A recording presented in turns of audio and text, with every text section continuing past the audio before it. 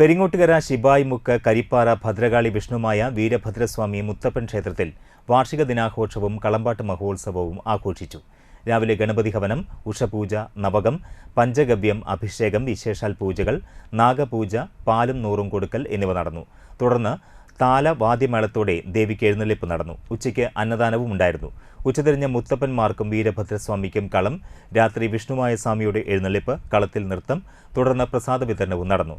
തന്ത്രി ശ്യാം, ക്ഷേത്രം തന്ത്രി ധീരജ് കൃഷ്ണ എന്നിവർ ചടങ്ങുകൾക്ക് മുഖ്യ കാർമ്മികത്വം വഹിച്ചു.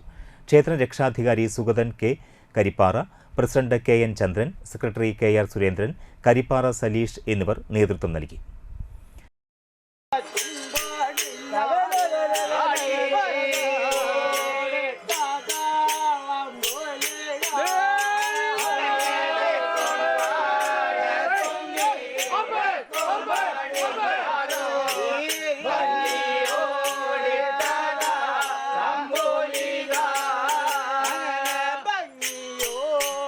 Taga, taga, taga,